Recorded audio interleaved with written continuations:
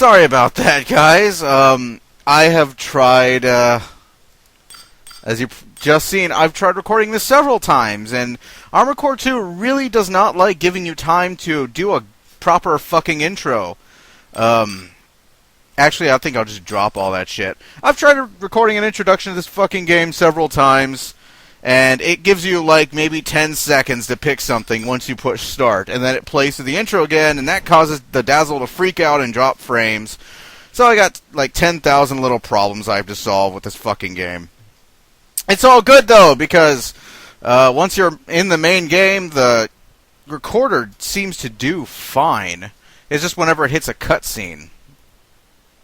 So, we shall see how the footage turns out. Anywho, this is Armored Core 2. It's one of my favorite PlayStation games, one of my favorite games in general. Although I have got to admit that I have not played it in quite a long time, so I will probably pretty much suck at it. At least at first, until I remember everything. We're going to play on normal, turn the vibration on so I can feel my mech taking bullets. Let's see. A, L, C, H, M, I-S-T-I-D. X. No. 9? Alchemist did 9? No. Just leave it Alchemist did. That'll do. Yes! Earth year 223.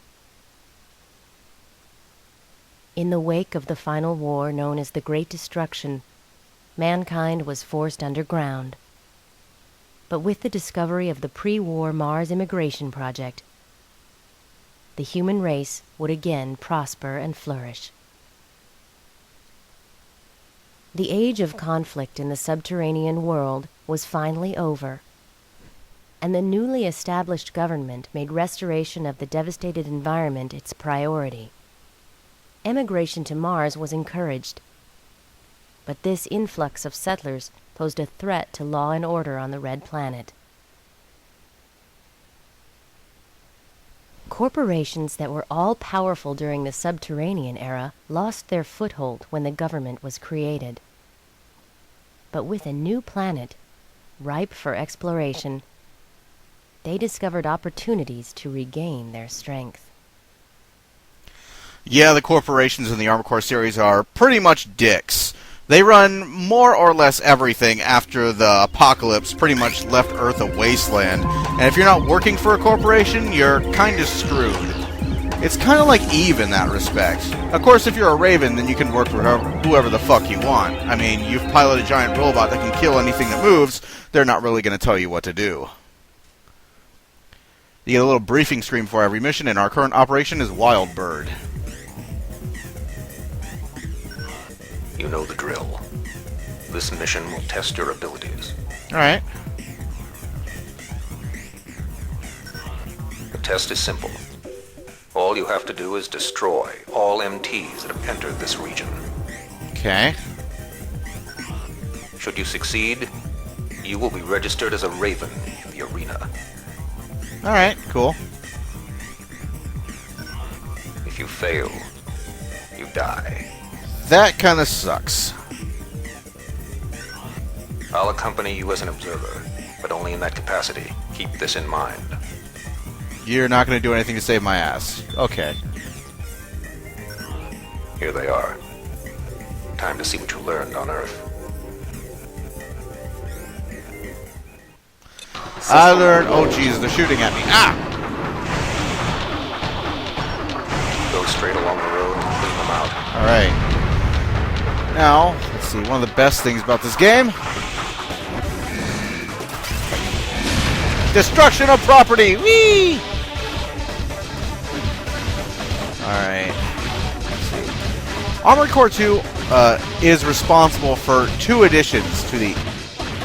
I just walked over you. Oh, fuck, I want this car. It can withstand a giant robot.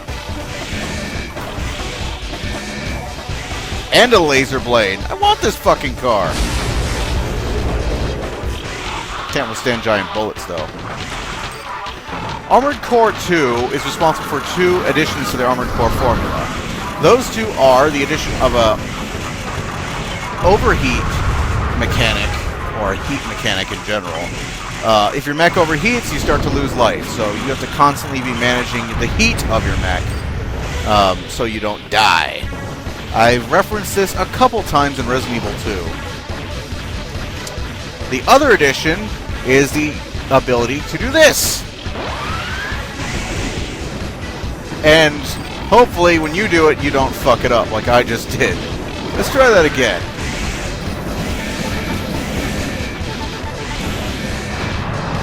Ow, someone shot me. Oh, nobody shot me. Right. But you want to shoot me, don't you?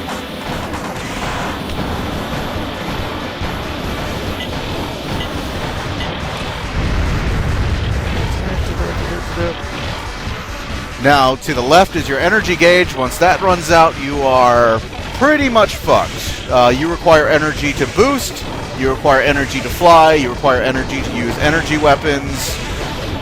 I don't know why the energy weapons don't have some kind of internal power source. That is never explained. For some reason, it uses your AC's power source. The leader is headed your way. Take him out.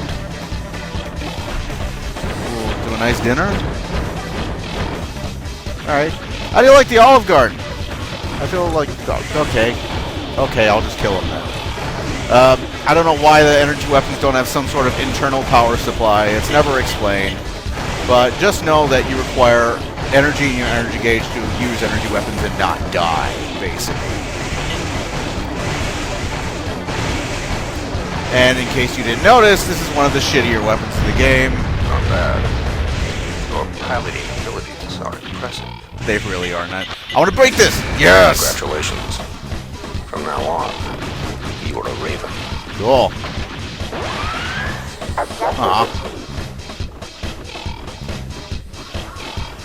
In the upper left, you saw the AP gauge, which is basically your hit points. Once it hits 0, you die. You have new mail. Much of the game's plot is told through mail that you receive.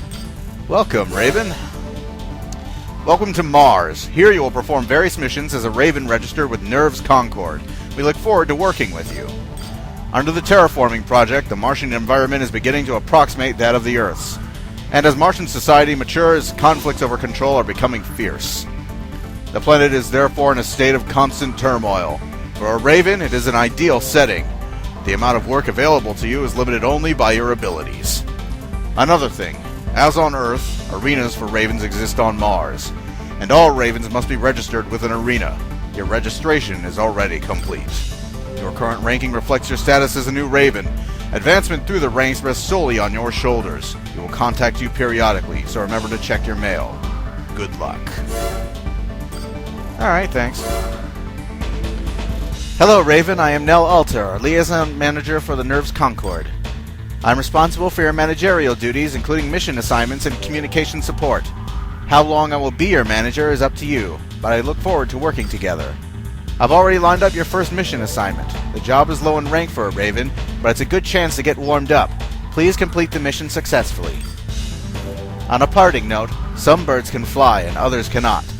This is the only truth in your existence. I pray you'll have the ability to fly. Thanks? Alright. And there was... Yeah, let's see. MT suppression, eliminate informer. We're gonna do this one first, because we need cash flow as soon as possible. But not before we first customize our Superfly giant robot. Well... Okay, it's about as Superfly as it can get.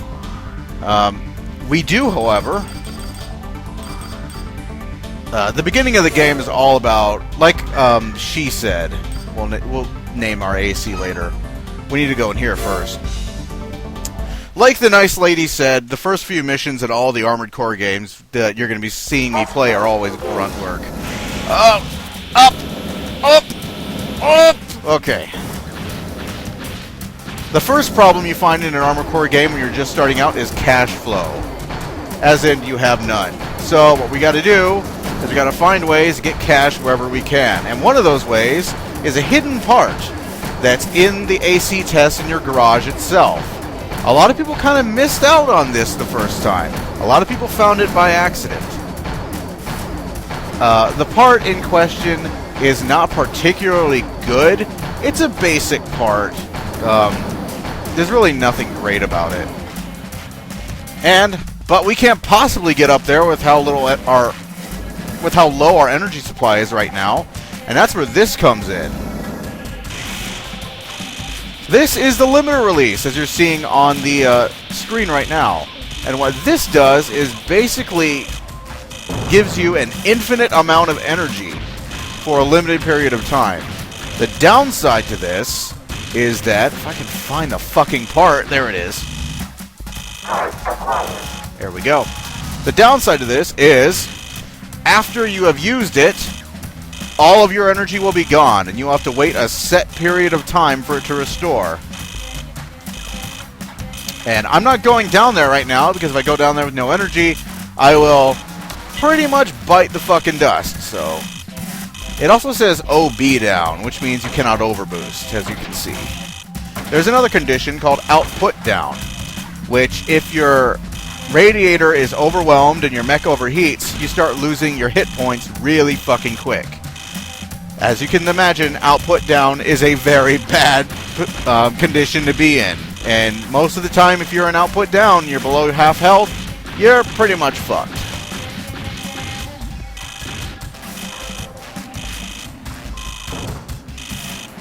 Because of the extremely low amount of energy supply I'm going to be having for maybe the first half of this game, you're going to see me using the limiter release quite a bit to get a little nook and crannies, or to get a sudden edge on an opponent who otherwise would be kicking my ass. You can also use it to end some missions fairly quickly. While I do like to explore more than just blaze through missions, it is kind of a necessity at this early stage of the game because you're so low on money and you don't want to end up having to pay costs as opposed to receiving your cash. So let's go kill these fools and sell off our brand new part. Fuck off!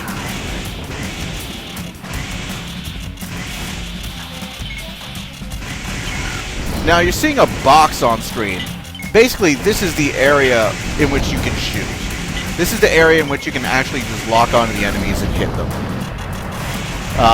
From Armored Core to Armored Core Last Raven, the targeting system was entirely dominated by this. There was no way to go to manual control. And that was actually one of the problems with Armored Core 4. Not that it allowed you to use manual control, which is something these games really could have used, but that it implemented it so fucking poorly. That's right, burn, bitch.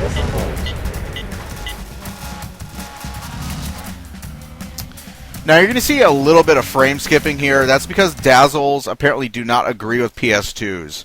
Particularly not my PS2. It kind of fucking hates it.